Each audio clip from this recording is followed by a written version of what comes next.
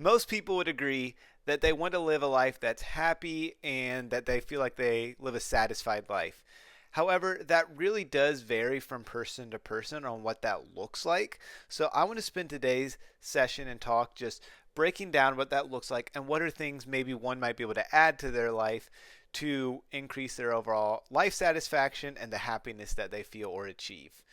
I first want to say that this topic is so vast and there's so much that goes into it that I really could talk on it forever. So there's going to be some things maybe that I'll leave out, but I'm going to try and cover as much as I can. But there really is so much, and there's more to explore that I may do in a future episode or maybe do some research on your own.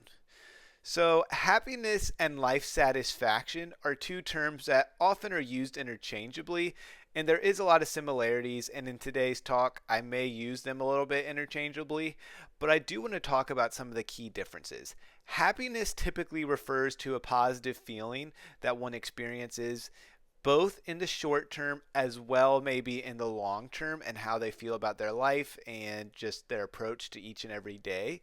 Life satisfaction is a little bit broader, and it's usually an evaluation of our life, including our feeling of overall sense of purpose and fulfillment that one might feel in their day to day, and also just how they view their life and the world around them. So I've already kind of said this, but happiness is so subjective. So what may make me happy may be different than what makes you happy. There are some commonalities that I'm going to kind of break apart, but that is something to consider because everyone's journey to happiness is different and their goal to what that happiness might look like is different too. So it does require some effort and determination to get there. But just with any goal that I've talked about in the past, it's so important to know what that goal might look like. You need to start defining what happiness looks like. And it's going to change throughout your life and as you start to kind of grow and change. But in order for us to reach a goal, we need to kind of know what direction we're trying to head in to get there. So, with some of the other things I've talked about in the past, depression, anxiety, and mental health issues are really on the rise. And that impacts our feelings of happiness and life satisfaction. Depression has increased rates of like diagnosed depression from 4.7% to 8.2% in the last 15 years. And overall, adults, 42% of adults say that they have some kind of depression or anxiety feelings.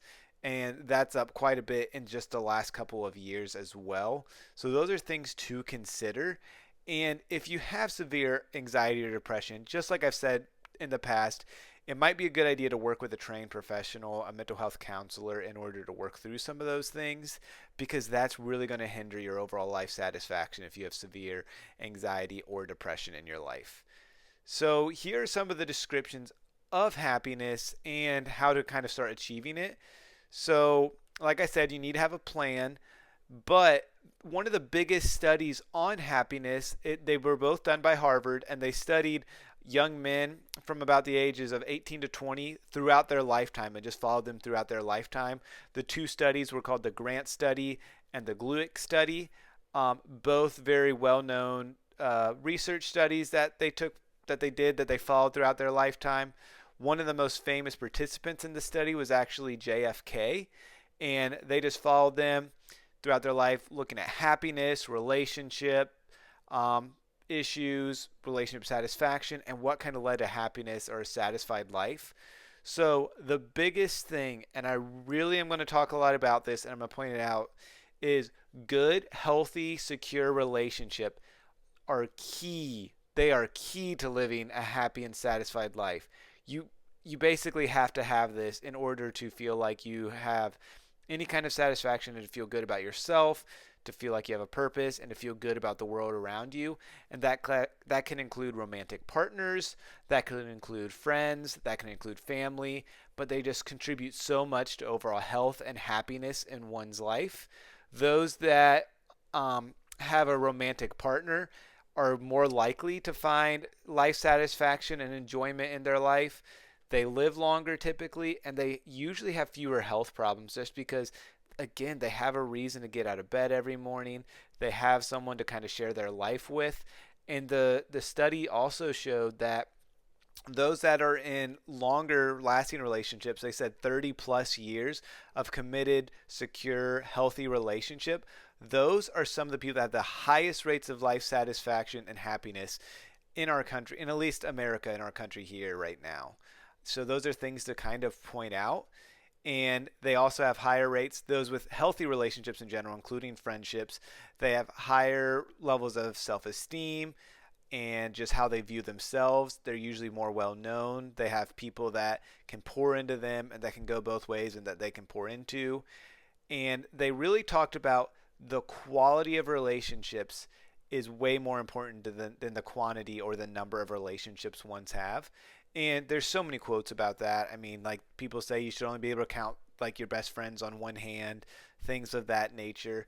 And there's actually a little bit of truth to that because if you have too many friends or too many relationships you're trying to pour into, it's going to like wear on you and you're not going to be as close to some of those people. And really, you know, I've always kind of said if you try to be close to everyone, you end up going to be close to no one. So it's kind of important to kind of just realizing how you can have some really good quality friendships and relationships.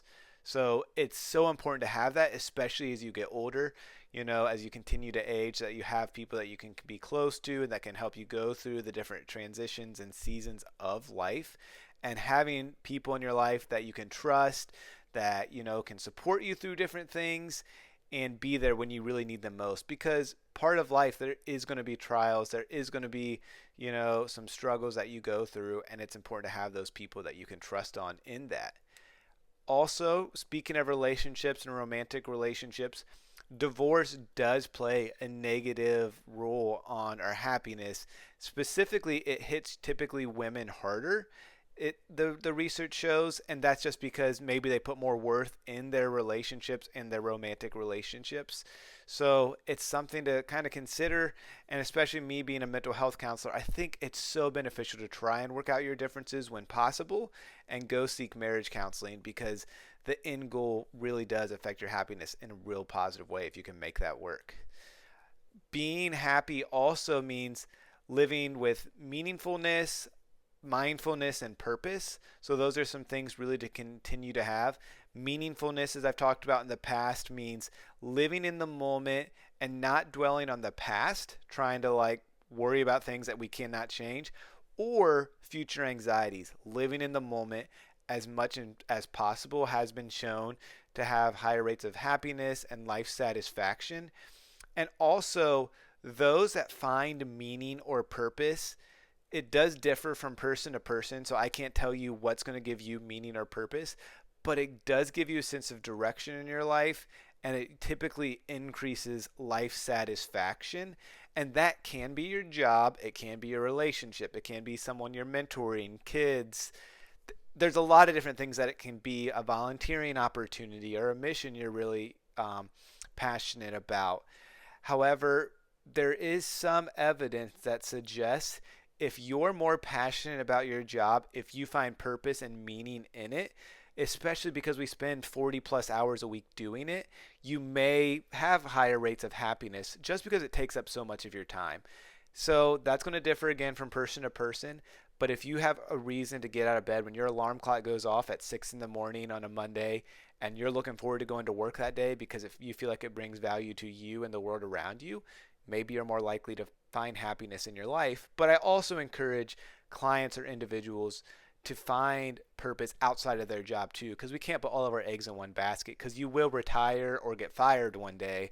And if all your purpose was in that job, you know, it's really going to wreck you pretty hard. And something else that's really important with happiness is knowing who you are and being confident in that. And that's something I've talked about so much. It's such a gift to know yourself and to have people that accept you and love you for who you are. It helps you feel more confident in those relationships and just your ability to handle different things in your life. And that's going to change over your life. So it's a journey. You are going to be different today than you were 5 years ago. And also, you're going to be different in 5 years than you are today, hopefully, because you should be growing and changing. But it's something that you should continue to strive to know more about yourself. And a psychologist, Carl Jung, said, the world will ask you who you are. And if you don't know who you are, the world will tell you. And I think that's just so powerful because we need to be confident in who we are and continue to try and figure out who we are and who we want to be. If not, that can really wreck us and bring us down in a really negative way. Um, those that have higher levels of happiness, just like I'm kind of saying, they have higher levels of self concept, self esteem, self awareness. They know their weaknesses, they know their strengths, and they know how to use their strengths, but they also know when they need to work on their weaknesses or when they just don't strive in certain ways. That's a gift, and that's knowing yourself.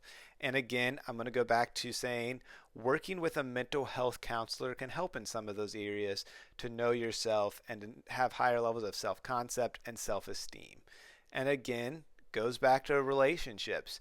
If you have friends that you can be honest with, if you have a romantic partner that you can be open and that you trust, you're going to feel better about yourself because it's such a gift for someone to know all your faults, all the things you've done wrong, all your weaknesses, and love you anyways, whether that's a romantic partner or just a friendship. That's just such a gift because that's what true love and a true relationship really is. The society and culture we live in also plays a factor in happiness. You know, the location maybe we were raised. If we were raised in a place where there's maybe a lot of war or poverty, or we really struggle just maybe if we're going to have our next meal, that makes it hard for us to feel like we can be happy because our stress level might be, so high all the time. Also, certain cultures, encourage certain activities that may bring happiness or just life satisfaction. Maybe certain cultures or just different families really valued relationships, and that can really contribute, as I've talked about, to happiness. Um, People that typically are more resilient and can work through life's difficulties because it doesn't matter who we are. We will have difficulties that we go through in our life or things that really maybe will get us down or that will struggle. Maybe we lose our job. Maybe we lose our spouse. Maybe we get a divorce, some things like that.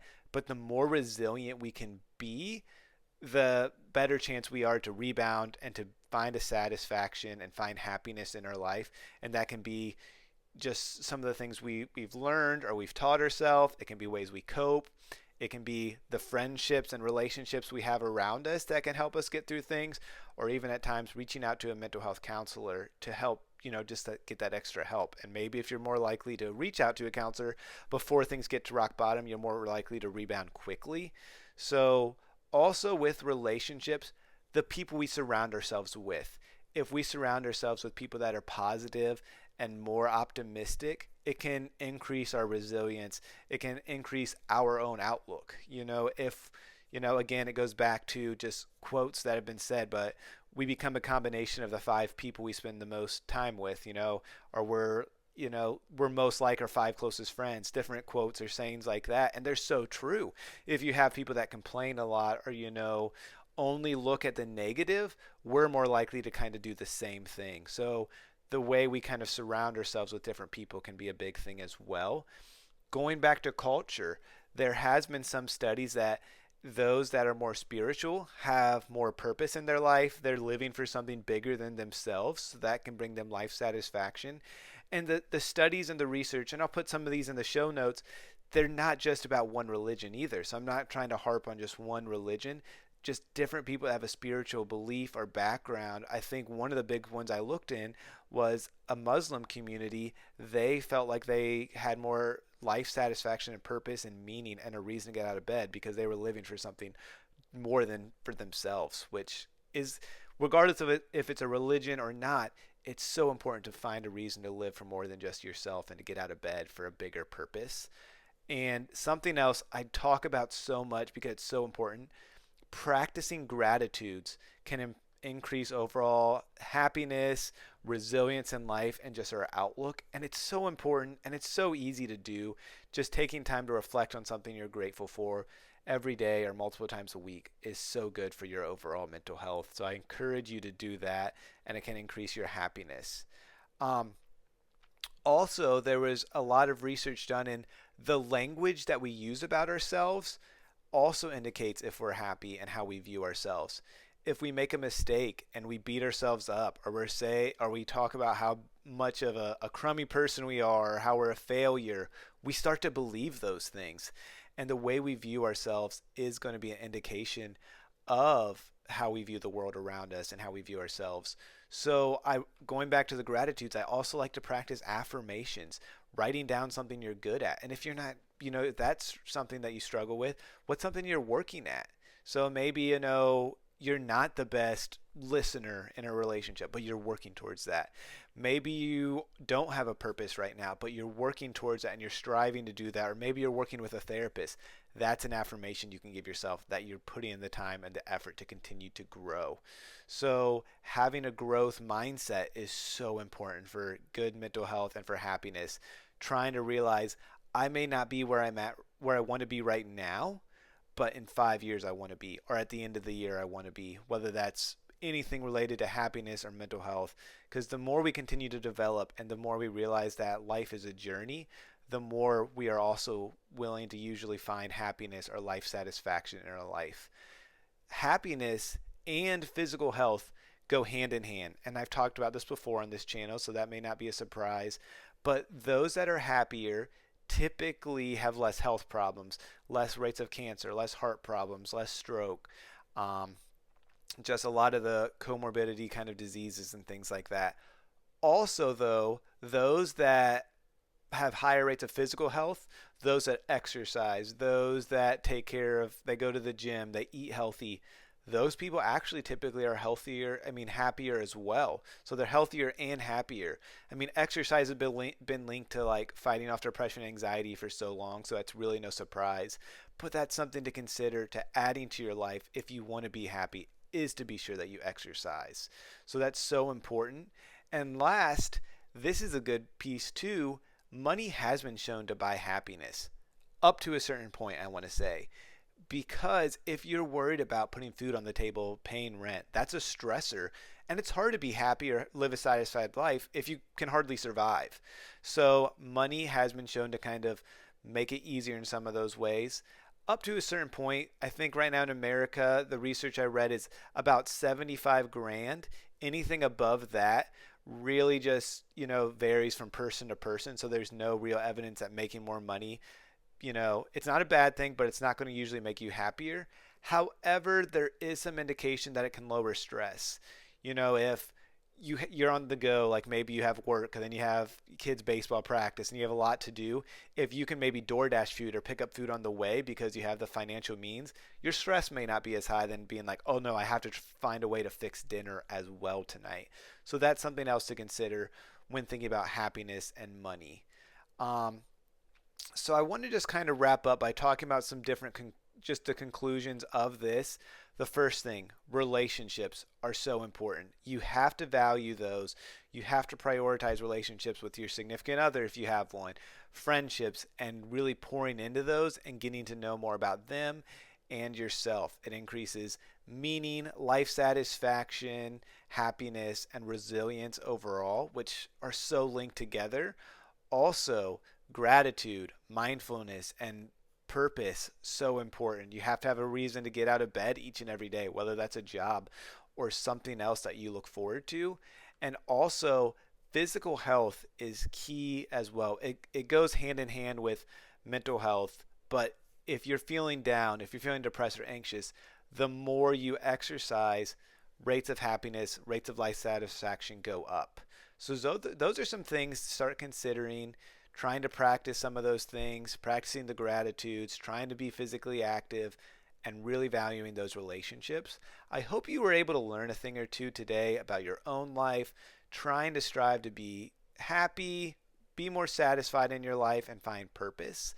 And really, comment below what you are going to do to apply some of these things in the next couple of days or the next week to try and live a happier life, a more satisfied life, and overall a healthy and meaningful life.